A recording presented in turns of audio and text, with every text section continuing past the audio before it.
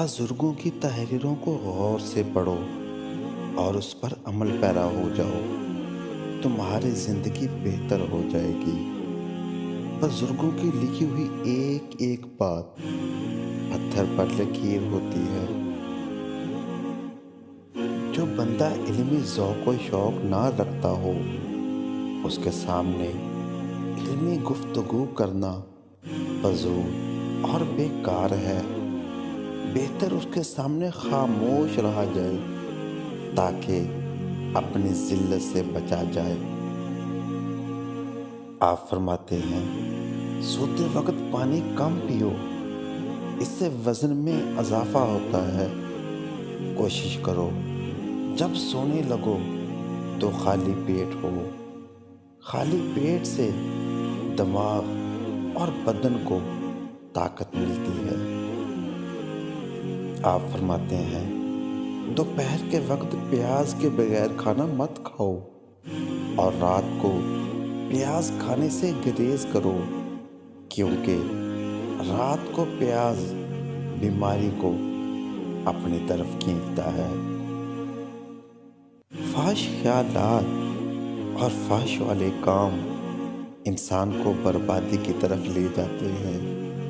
بھلائی چاہتا ہے تو اچھے کاموں کی طرف اپنا دماغ مرکوز کرو۔ زیادہ چلنے سے بیماری قریب نہیں آتی۔ اگر آدمی ایک جگہ پر زیادہ دیر تک بیٹھا رہے تو پھر اسے مہلک بیماریوں کو خوش آمدید کرنے کے لیے ہر وقت تیار رہنا چاہیے۔ علم ایک ایسی تلوار ہے جس سے پتھر کو بھی کاٹا جا سکتا ہے۔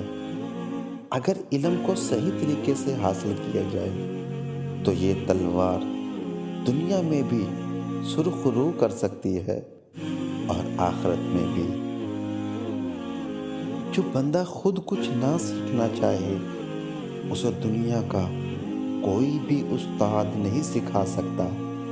جسے اپنا احساس نہ ہو، وہ بھلا دوسروں کا کیا احساس کرے گا؟ حضرت حکیم لقمان فرماتے ہیں، کان کے پیچھے اور پاؤں کی تلی پر بال نکل آئیں تو سمجھ جائیں تمہاری موت قریب ہے۔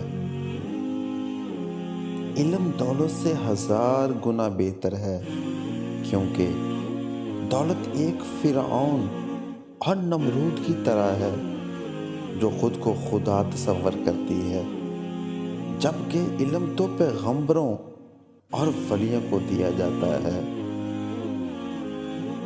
آپ فرماتے ہیں، اصل علم وہ ہے جس کے پھیلانے سے لوگوں سے داد اور دعا وصول کرنے کی امید نہ رکھی جائے۔ تنہائی میں کی جانے والی عبادت اللہ کو بے حد پسند ہے، اور اگر تنہائی کے ساتھ رات کا لمحہ ہو تو سونے پر سہاگا ہے۔